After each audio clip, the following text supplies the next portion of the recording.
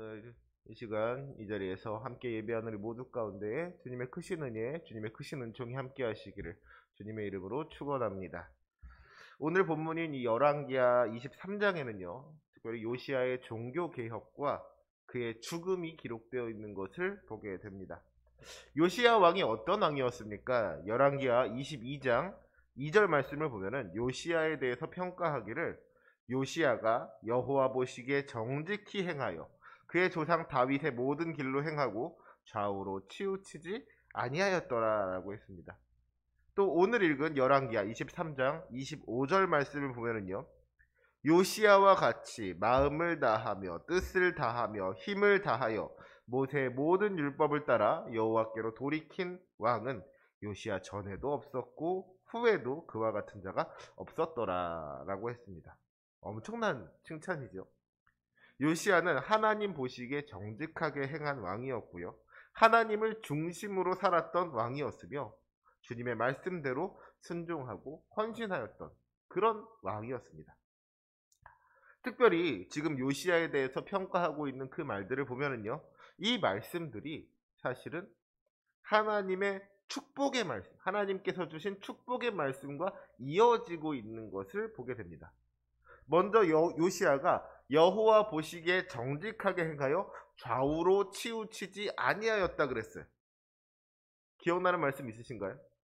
일찍이 하나님께서 여호수아에게 말씀하시기를 오직 강하고 극히 담대하여 나의 종 모세가 내게 명령한 그 율법을 다 지켜 행하고 우로나 좌로나 치우치지 말라. 그리하면 어디로 가든지 형통하리라 하고 말씀하셨는데 요시야가 바로 그런 삶, 하나님 앞에 정직하게 행하며 좌우로 치우치지 않는 그런 삶을 살았다는 거예요. 또 요시야가 마음을 다하며 뜻을 다하며 힘을 다하여 하나님의 말씀을 따르고 하나님께로 돌이켰다고 했는데 신명기 30장 9절과 10절 말씀을 보면은 뭐라고 기록하고 있습니까? 내가 내 하나님 여호와의 말씀을 청종하여 이 율법의 책에 기록된 그의 명령과 규례를 지키고 내 마음을 다하며 뜻을 다하여 내 여호와 내 하나님께로 돌아오면 내 하나님 여호와께서 내 손으로 하는 모든 일과 내 몸의 소생과 내 가축의 새끼와 내 토지 소산을 많게 하시고 내게 복을 주시되 곧 여호와께서 내 조상들을 기뻐하신 것과 같이 너를 다시 기뻐하사 내게 복을 주시리라. 마음을 다하고 뜻을 다하여 하나님께로 돌이키는 사람에게 풍성한 축복을 주시겠다고 약속하고 계신 것을 보게 되는 거예요.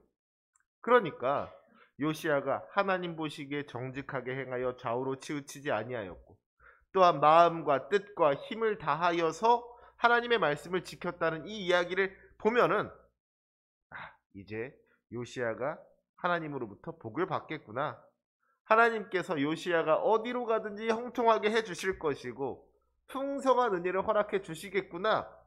우리가 그렇게 기대하게 되는 것이죠. 그런데 문제는 이렇게 주님의 말씀대로 살았던 요시야가 형통하게 되고 복을 누리게 되기는커녕 너무나도 허망한 죽음을 맞이하게 된다는 겁니다. 요시야가 주님의 말씀에 따라서 순종하였으면 이제 그런 요시야를 하나님께서 기뻐하시고 복 주셨다는 그런 내용이 이어져야지 이게 자연스러운 거잖아요. 그런데 하나님을 잘 믿고 섬겼다. 요시야가 정말로 하나님의 뜻대로 그 땅 가운데 모든 우상들을 다 없애고 유월절을 다시 지키고 정말 하나님의 뜻대로 살았다 하는 이야기가 쭉 이어지더니 그 바로 다음에 이어지는 말씀이 뭐예요? 요시야가 죽었다는 이야기입니다. 그것도 너무나도 갑작스럽고 허망한 죽음을 맞이하게 되었다는 이야기예요. 본문 29절을 보면은요. 요시야의 죽음에 대해서 이렇게 기록하고 있습니다. 요시야 당시에 애굽의 왕 바로 느고가 아수르 왕을 치고자 하여 유브라데 강으로 올라가므로 요시야 왕이 맞서 나갔더니 애굽 왕이 요시야를 무깃도에서 만났을 때에 죽인지라. 지금 애굽 왕 바로 느고가 아수르 왕을 치려고 가는데 요시야 왕이 맞서 나갔다 그랬어요. 무슨 말이에요? 지금 애굽이 유다로 쳐들어온 게 아니라는 말입니다. 애굽은 아수르랑 싸우려고 가는데 유다가 그 사이에 갑자기 끼어든 거예요. 이 말씀이 오늘의 말씀에는 그냥 오늘 본문에는 한 절의 말씀으로 기록되어 있지만 역대하 35장을 보면 20절부터 24절까지 그때의 상황을 좀 더 자세하게 기록하고 있는 것을 보게 됩니다. 애굽왕 느고가 아수르의 갈그미스라는 곳을 치려고 올라가는데 요시야가 이를 막아서는 거예요. 아마도 애굽의 군대가 유다 가까이로 오니까 혹시라도 유다로 쳐들어오는가 싶어가지고 군대를 이끌고 나갔던 것 같습니다. 그러니까 이 느고가 요시야에게 사신을 보내는데 그 내용이 이래요. 유다 왕이여, 내가 그대와 무슨 관계가 있느냐? 내가 오늘 그대를 치려고 하는 것이 아니요 나와 더불어 싸우는 민족을 치려는 것이라. 하나님이 나에게 명령하사 속히 하라 하셨은즉 하나님이 나와 함께 계시니 그대는 하나님을 거스르지 말라. 그대를 멸하실까 하노라. 애굽왕 느고는 나는 당신들과 싸우지 않을 거라고, 나 요시야랑 싸우지 않을 거라고 그렇게 이야기를 했어요. 나는 지금 너를 공격하려고 하는 것이 아니라 저 아수르를 공격하려고 하는 것이다.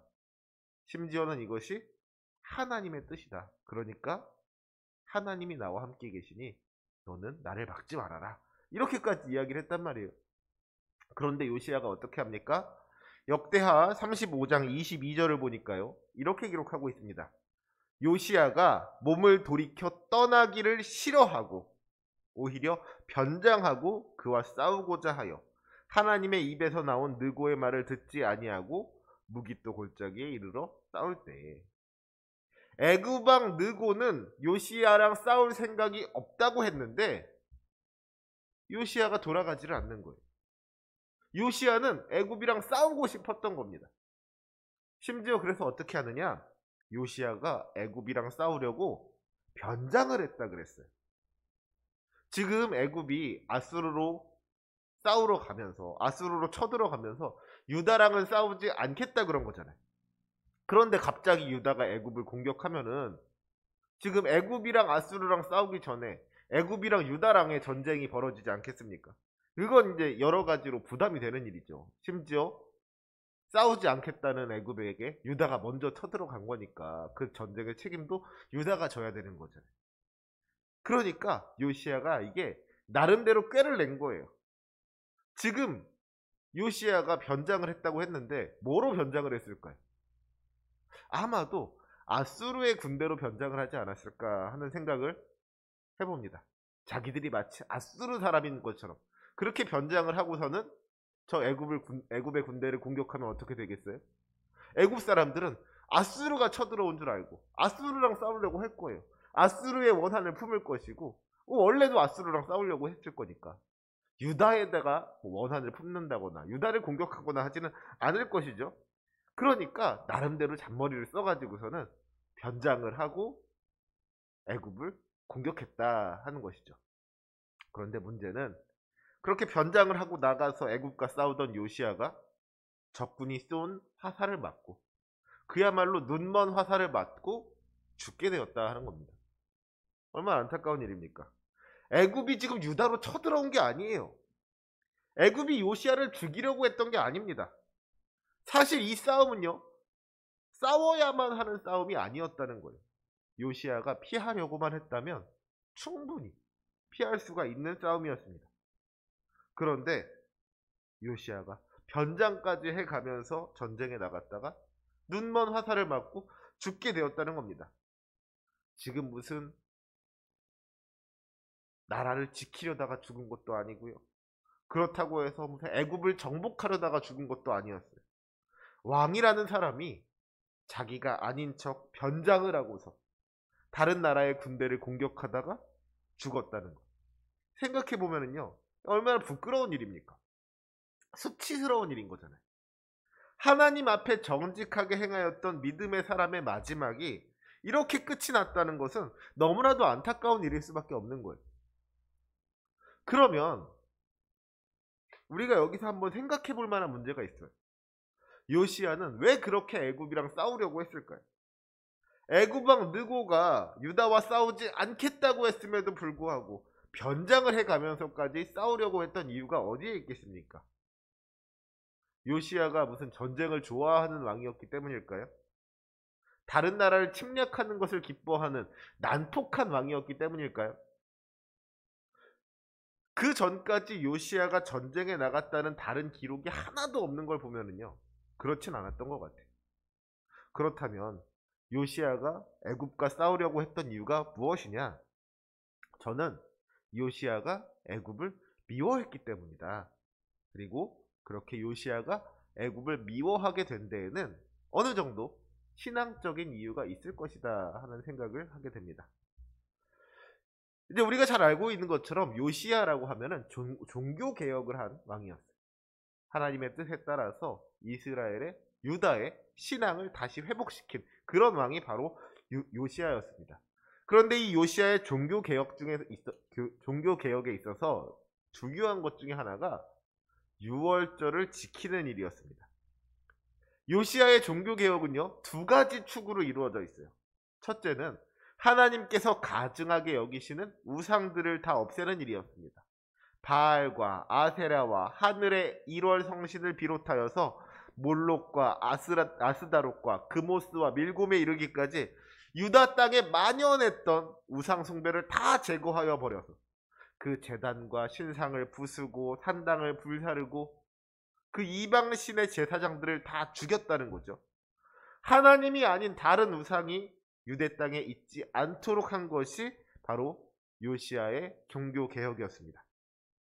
그리고 요시야의 종교 개혁에 또 한 가지 중요한 게 있었는데 바로 유월절을 지키는 일이었어요. 그러니까 우상을 없애는 것이 하나님께서 싫어하시는 일을 하지 않는 것이었다면 유월절을 지키는 것은요, 하나님께서 기뻐하시는 일을 한 것이었습니다. 그래서 본문 22절과 23절을 보면은요, 이렇게 기록하고 있습니다. 우리 같이 읽어볼까요? 22절과 23절입니다. 시작. 사사가 이스라엘을 다스리던 시대부터 이스라엘 여러 왕의 시대와 유다 여러 왕의 시대에 이렇게 유월절을 지킨 일이 없었더니 요시야 왕 18째 해에 예루살렘에서 여호와 앞에 이 유월절을 지켰더라. 아멘. 사사가 이스라엘을 다스리던 시대, 사사시대로부터 시작하여서 이스라엘이 세워지고 북이스라엘과 남유다가 나뉘어서 이제 요시야가 왕이 될 때까지 그 어느 누구도 하나님께서 지키라고 명령하셨던 이 유월절을 온전하게 지킨 사람이 없었다는 거예요.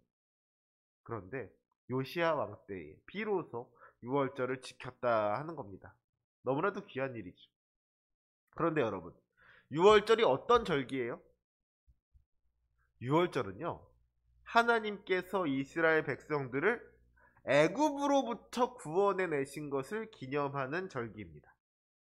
애굽왕 바로가 이스라엘 백성들을 종으로 삼고 놓아주지 않으려고 하니까 하나님께서 애굽 땅에 10가지의 재앙을 내리시는데 그 중에 마지막 재앙이 뭐였어요? 사람으로부터 시작하여서 가축에 이르기까지 애굽에 태어난 모든 것의 첫 아이가 죽는 것이었습니다. 그런데 그 죽음을 피할 수 있는 방법이 있었어요. 하나님의 명령을 따라서 그 집 문설주에다가 어린 양의 피를 바르면 그 집에 속한 아이는 죽지 않을 수가 있었던 것이죠. 주님께서 애굽을 치실 때에 문설주의 그 피를 보고, 어린 양의 그 피를 보고 그 집을 넘어가신다고 하셨습니다. 그래서 이 유월절이라는 말의 뜻이 뭐냐? 넘을 유자에다가 넘을 월자를 써서 넘어가는 절기가 유월절이에요. 영어로는 패스오버라고 합니다. 넘어가는 거예요. 하나님의 재앙이 그 집을 넘어가는 겁니다. 그 집에 구원이 임하는 거예요. 그게 바로 유월절이거든요. 그러니까 하나님께서 애굽 땅에 재앙을 내리실 때에 이스라엘 백성들의 집에는 재앙을 내리지 않으셨다. 하나님께서 이스라엘 백성들의 집을 넘어가셨다. 그리하여서 애굽에서 종살이하던 이스라엘 백성을 구원하셨다. 이걸 기념하는 절기가 바로 유월절이란 말입니다. 우리나라로 말하자면 정확하게 같진 않아도 광복절 비슷한 거예요. 그러니까 요시야가 유월절을 지키게 했다는 것은 우리를 구원하신 하나님의 은혜를 기억하게 하고 그 은혜를 감사하면서 하나님께 영광을 돌리게 했다 하는 말입니다. 이게 유월절이고 이것이 요시야가 이룬 종교개혁의 어떤 핵심이었어요. 그런데 문제는 이 유월절이라는 것이 애굽으로부터 구원받은 사건을 기념하는 절기였다는 것이죠. 애굽으로부터 이스라엘을 구원하신 하나님의 은혜에 대해서 이야기를 하려면 필연적으로 애굽이 이스라엘을 얼마나 괴롭게 했는지, 이스라엘 백성들이 애굽의 통치 가운데에서 애굽 땅에 살면서 얼마나 억울한 일을 많이 당했는지 그걸 이야기하지 않을 수가 없단 말이에요. 그러다 보니까 자연스럽게 이 애굽에 대해서 좋지 않은 감정을 품게 될 수가 있는 것이죠. 우리나라로 말하자면 뭐 3.1절이나 광복절을 막 강조하면 강조할수록 일본에 대해서 좋지 않은 감정을 품게 될 거 아닙니까? 이게 어떻게 보면 당연한 이야기란 말입니다. 그러니까 우리나라 사람들한테 반일 감정이 있는 것처럼 유대인들에게는 아마 기본적으로 반애굽 감정이 있었을 거예요. 그리고 요시야가 종교 개혁을 하면서 유월절을 막 강조하니까 이런 반애굽 감정이 더욱 커졌을 거라는 것이죠. 그리고 결국에는 이런 애굽을 향한 반감이 결국에는 애굽을 향한 공격으로 이어지게 되었다 하는 겁니다. 그런데 문제는 이것이 정말로 하나님의 뜻이었겠느냐 하는 거예요. 이스라엘이 애굽을 미워하고 애굽을 증오해서 심지어는 정체를 숨기고서 애굽을 공격하면은 하나님께서 그것을 기뻐하셨겠습니까? 이스라엘 사람들이 애굽 사람들을 쳐 죽이면은 하나님께서 그것을 기뻐하셨겠습니까? 그게 아니었다는 겁니다. 하나님께서는 이미 애굽 왕 느고의 입을 통하여서 애굽과 유다가 싸우는 것이 하나님의 뜻이 아니라는 것을 알려주셨어요. 하지만 요시야는 그 말씀에 순종하지 않았습니다. 아마도 요시야는요, 하나님의 백성이 아닌 애굽 왕 느고가 하나님의 말씀을 전한다는 것을 인정할 수 없었을지도 몰라요. 차라리 어떤 선지자가 와가지고 이스라엘의 어떤 선지자가 와가지고 싸우지 말라고, 이건 하나님의 뜻이 아니라고 이야기를 했다면 그 말씀에 순종할 수 있었을지도 모르겠습니다. 그런데 애굽 왕이 이게 하나님의 뜻이라면서 싸우지 말자고 하니까 이게 도무지 용납할 수가 없는 것이죠. 어디 감히 우리 민족을 괴롭게 하던 애굽의 왕이 자기가 하나님과 함께 한다고 하냐고. 이건 있을 수 없는 일이라고 어쩌면 더욱 화를 냈을지도 모르겠습니다. 그래서 결국 요시야가 애굽 군대와 맞서 싸우게 되는 거예요. 그리고는 너무나도 허망한 죽음을 맞이하게 됩니다. 제가 오늘 설교 제목을 기억해야 할 것과 잊어야 할 것이라고 지었어요. 6월절을 지키면서 요시야가 정말로 집중해야 할 것, 정말로 기억해야 할 것은 애굽이 우리를 얼마나 괴롭게 했는지가 아니라 하나님께서 우리를 얼마나 사랑하셨는지가 되었어야 했습니다. 6월절을 지키면서 애굽에 대한 미움과 애굽에 대한 증오를 키우는 것이 아니라 우리를 구원하신 하나님의 은혜를 기억하고 감사하고 영광 돌려야 했다는 것이죠. 애굽에 대한 미움은 사실 잊어야 할 것이었다는 거예요. 그런데 요시야는 그러지 못했습니다. 애굽에 대한 미움을 다스리지 못하고 무리하게 싸움에 나갔다가 안타까운 마지막을 맞게 된 거예요. 사랑하는 성도 여러분, 우리에게도 똑같은 것 같습니다. 주님께서 우리에게 원하시는 것은 미움이 아니라 사랑이라는 거예요.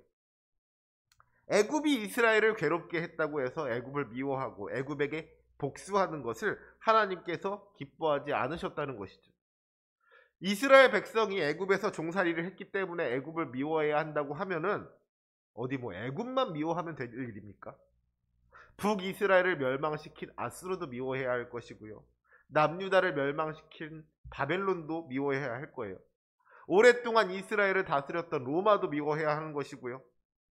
더 가까이론 유대인을 학살했던 독일도 미워해야 하겠죠.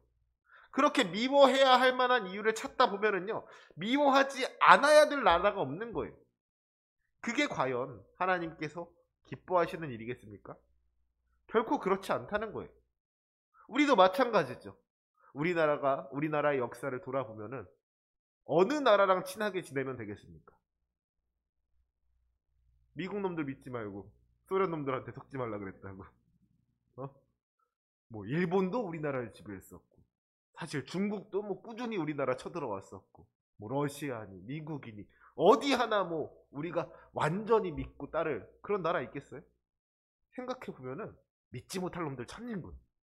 하지만 그렇다고 해서 우리가 세계 모든 나라를 미워하는 것을 하나님께서 원하시겠습니까? 어느 정도는 용서하고 감싸주고 사랑하는 것을 우리 주님께서 기뻐하시지 않겠냐는 것이죠. 특별히 이사야서 19장을 보면은요, 애굽을 향한 예언의 말씀이 기록되어 있는데요, 그 가운데는 놀라운 이야기가 기록되어 있는 것을 보게 됩니다. 이사야서 19장 22절 말씀을 보니까 이렇게 기록하고 있어요. 여호와께서 애굽을 치실지라도 치시고는 고치실 것이므로 그들이 여호와께로 돌아올 것이라. 여호와께서 그들의 간구함을 들으시고 그들을 고쳐주시리라. 하나님께서 애굽의 죄로 인하여서 그 땅을 심판하실 것이지만 그 심판 뒤에는 다시 고쳐주시는 회복의 역사가 있을 것이다 하는 이야기. 이 모든 과정을 통하여서 애굽 사람들도 하나님께로 돌아오게 될 것이라는 말씀입니다. 그러면서 이사야 19장의 마지막 절인 25절을 보면은요, 놀라운 이야기가 기록되어 있습니다. 이는 만군의 여호와께서 복주시며 이르시되 내 백성 애굽이여, 내 손으로 지은 앗수르여, 나의 기업 이스라엘이여, 복이 있을지어다 하실 것임이라. 이것이 하나님께서 이사야 선지자를 통하여서 주신 예언의 말씀이었어요. 하나님께서 이스라엘 백성만을 하나님의 백성이라고 하지 않으셨다는 겁니다. 주님께서 애굽을 향하여서 내 백성이라고 하셨고요, 앗수르를 향하여서 내 손으로 지은 앗수르라고 하셨어요. 그렇죠. 가만히 생각해 보면요, 당연한 일입니다. 우리 주님은 온 세상을 창조하신 하나님이시잖아요. 이스라엘뿐만 아니라 애굽도 아수르도 우리 대한민국도 다 하나님께서 창조하신 하나님의 백성인데, 이스라엘이 애굽과 싸우고 아수르와 싸우는 것을 우리 주님께서 기뻐하실 수가 없는 거예요. 우리나라가 일본이랑 싸우고 중국이랑 싸우는 것을 하나님께서 기뻐하지 않으신다는 겁니다. 하나님께서는 이스라엘을 다른 나라를 미워하고 증오하여서 다른 나라를 침략하는 것을 원치 않으신다는 거예요. 하나님께서 이스라엘에게 원하셨던 것은 이스라엘이 하나님의 나라가 되어서 온 열방을 구원하는 하나님의 도구로 쓰임받는 것이었던 줄로 믿습니다. 요시야가 잘못 알았던 것이 바로 이것이었다는 거예요.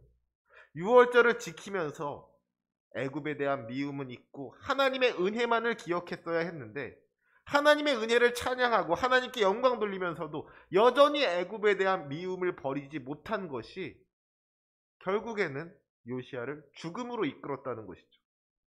결국 하나님의 뜻대로 온전히 순종하기를 원하였던 요시야가 어떤 면에서는 하나님의 뜻을 온전히 이해하지 못한 것이 이러한 비극을 이끌어내고야 말았다 하는 겁니다.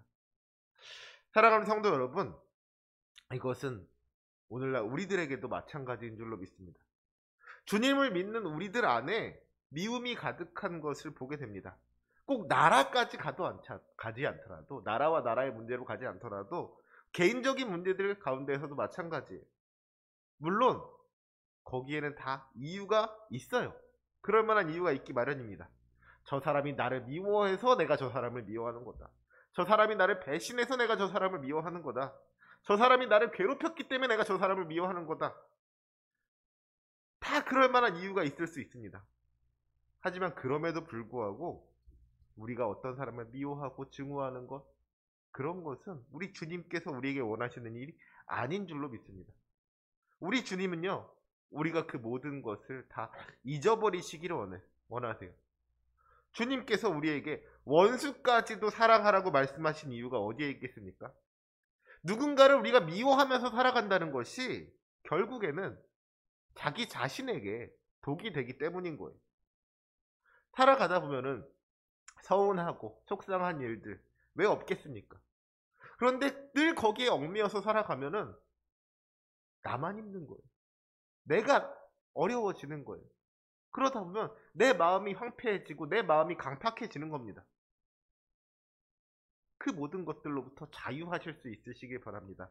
그 모든 나쁜 일들을 다 잊어버리실 수 있으시길 바랍니다. 그리고 오직 우리 주님의 사랑과 주님의 크신 은혜만을 기억하시기 바랍니다. 그때에 주님께서 주시는 참된 평안이 우리 가운데 가득하게 될 줄로 믿습니다. 온 세상 가운데 미움이 가득한 것 같아요. 지금도 러시아는 전쟁을 일으키고 있습니다. 이 가운데 정말 우리만큼, 하나님의 사람만큼은 그 모든 미움을 잊어버리고 사랑으로 그 모두를 품을 수 있는 넉넉한 마음을 가질 수 있기를 원합니다. 그것이 주님께서 바라시는 것이고, 그런 삶을 살아갈 때 주님께서 크신 은혜 허락하여 주실 줄로 믿습니다. 그 은혜를 누리는 저와 여러분이 되시기를 주님의 이름으로 축원합니다. 아멘. 기도하시겠습니다.